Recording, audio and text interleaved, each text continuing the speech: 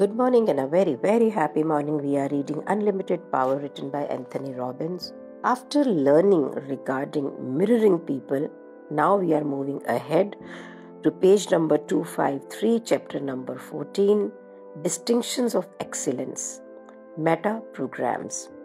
ये देखने के लिए कि हम इंसान कितने अलग अलग ढंग से सेम चीज़ों पे रिएक्ट करते हैं, बेस्ट वे है कि आप एक ग्रुप ऑफ पीपल के साथ बात करें और आप ये नोटिस करेंगे कि एक ही चीज़ को अलग अलग लोग किस ढंग से रिएक्ट कर रहे हैं।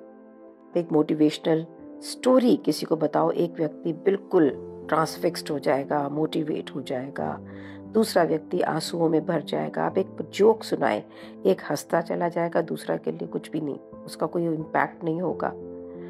तो ये ऐसा लगता है कि हर व्यक्ति एक डिफरेंट मेंटल लैंग्वेज के साथ में सुनता है।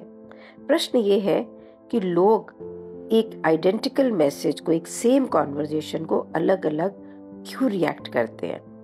क्यों एक व्यक्ति ग्लास को आधा एम्प्टी देखता है, दूसरा आधा भरा हुआ देखता है। क्यों एक व्यक्ति एक मैसेज को सुन के बिल्कुल एनर्जाइज्ड, एक्साइटेड और मोटिवेटेड हो जाता है, दूसरा व्यक्ति उस पर बिल्कुल भी रिस्पॉन्ड नहीं करता है। जॉर्ज बर्नार्ड शॉ बिल्कुल ठीक बोलते हैं, हर व्यक्ति को एड्रेस करने की एक खास चाबी है।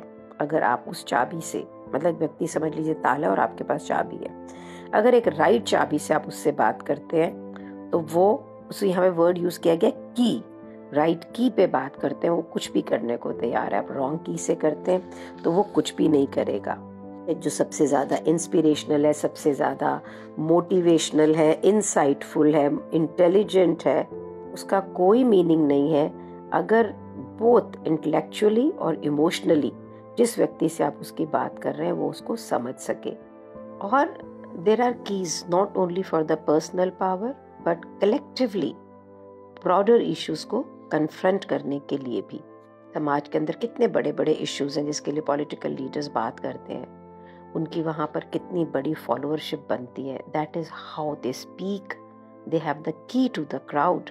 तो अगर आप एक मास्टर परसुएडर बनना चाह रहे हैं, मास्टर कम्युनिकेटर बनना चाह रहे हैं अपने बिजनेस में, अपनी पर्सनल लाइफ में, तो आपको ये देखना होगा कि एक सही की कौन सी है। बात वापस मेटा प्रोग्राम्स के साथ है। मेटा प्रोग्राम्स एक तरह की कीज है, एक तरीका है जिससे एक व्यक्ति इंफॉर्मेशन को प्रोसेस करता है।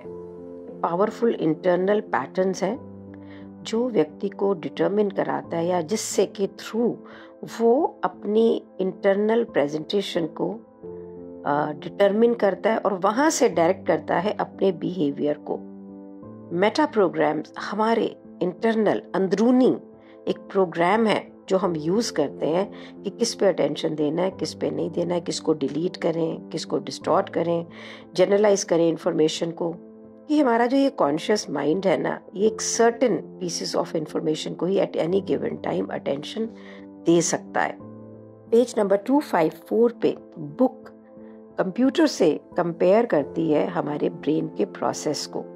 ऐसे कंप्यूटर बिना सॉफ्टवेयर के कुछ नहीं कर सकता है। ये सॉफ्टवेयर ही एक स्ट्रक्चर देता है जिससे कि एक स्पेसिफिक टास्क को परफॉर्म किया जाता है।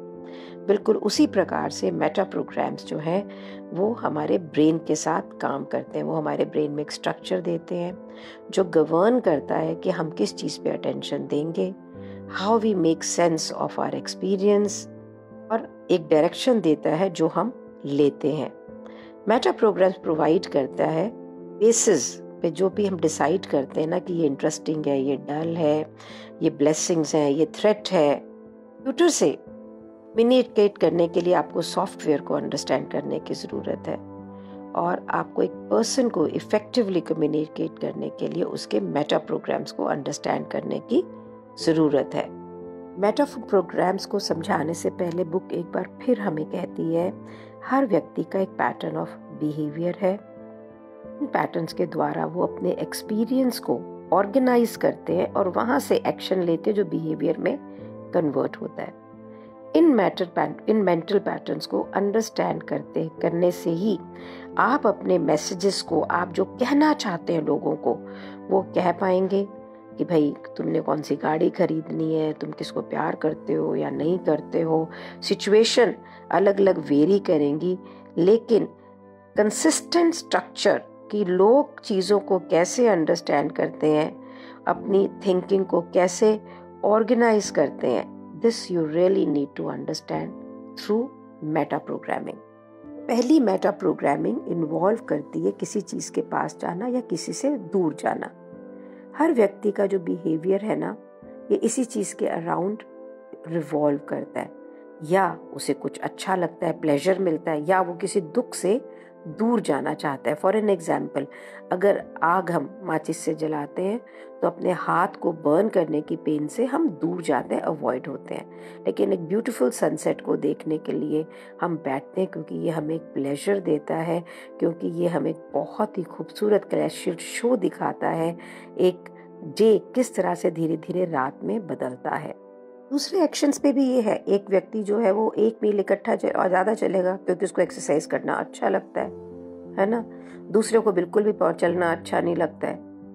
व्यक्ति को पढ़ना बहुत अच्छा लगता है क्योंकि उसको इनसाइट अच्छी लगती है, उसे लोगों को समझना अच्छा लगता है। दूसरा बिल्कुल भी रीडिंग नहीं करना चाहता कि वो उसको अंडरस्टैंड ही नहीं करता।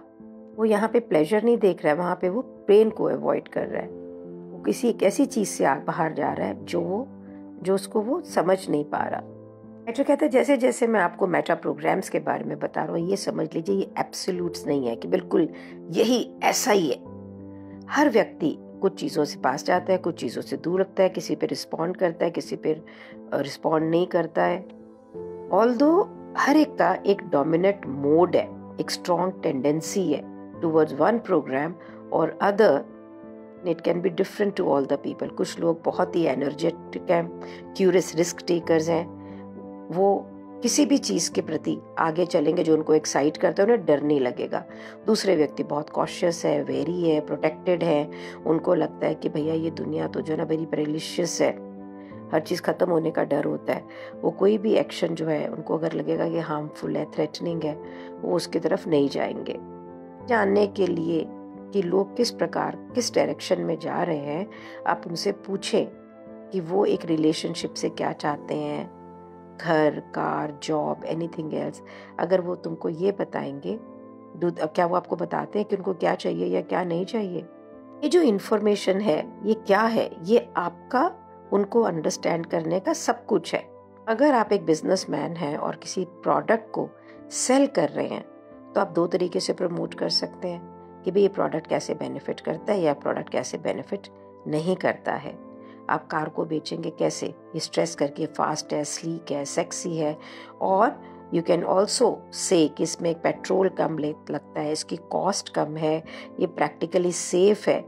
स्ट्रैटेजी जो आप यूज़ करेंगे कि उसकी दिखाव पे बात करके या उसकी यूटिलिटी पे बात करके, ये डिपेंड करेगा कि जो सामने वाला व्यक्ति है उसे क्या स्ट्रैटेजी चाहिए, उस किस चीज से वो प्रभावित होता है जिससे कि आप डील करते हैं।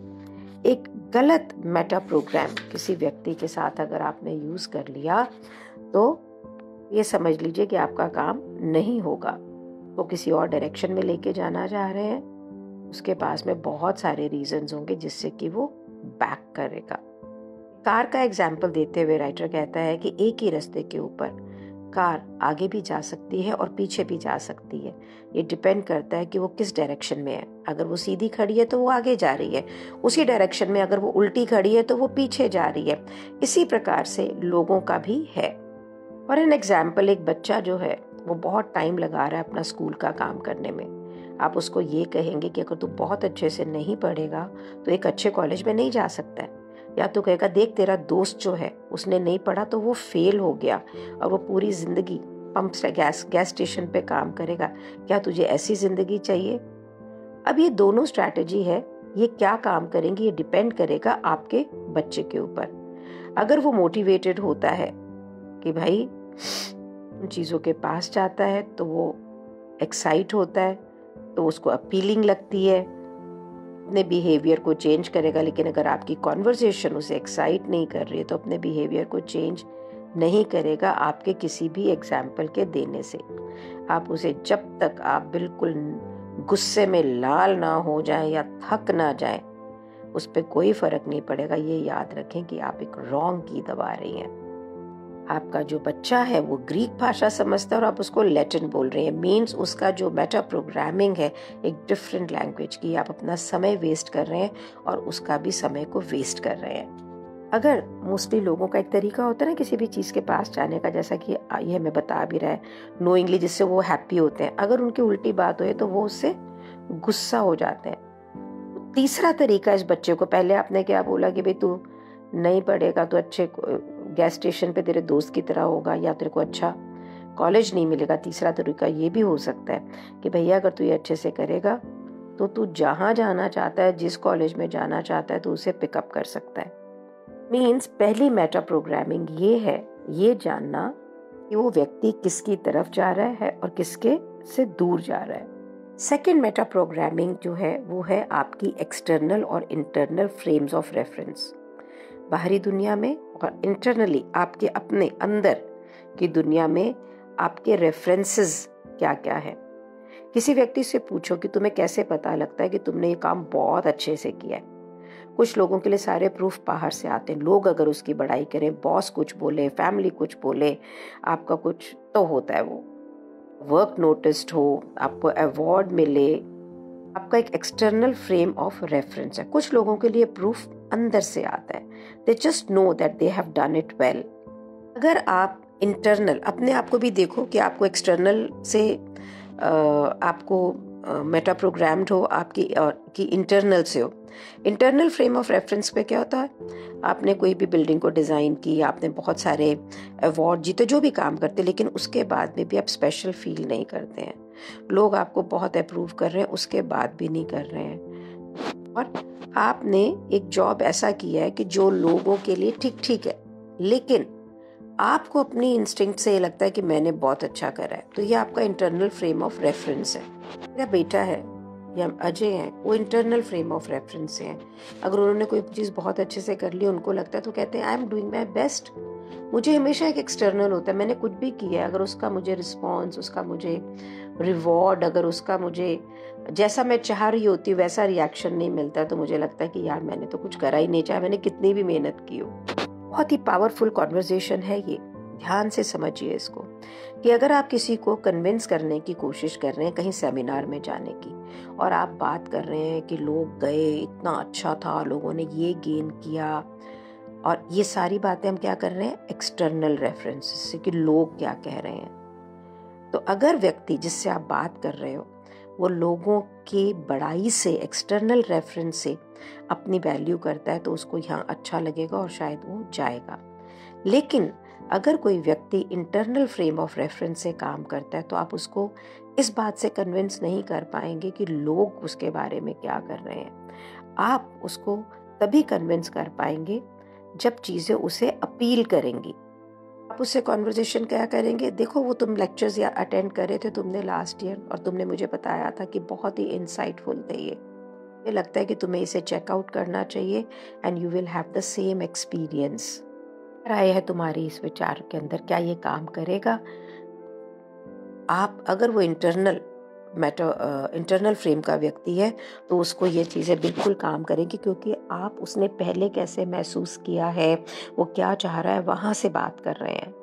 और हम ऑफ कोर्स ये एक्सरसाइज है और हमें लोगों पे करनी है, प्रैक्टिस भी करनी है, लेकिन एक इम्पॉर्टेंट चीज़ जो पेज नंबर 257 पे बुक कह रही है, वो ये कह रही है कि जितने भी मेटा प्रोग्राम्स है ये कॉन्टेक्स्ट एंड स्ट्रेस रिलेटेड है।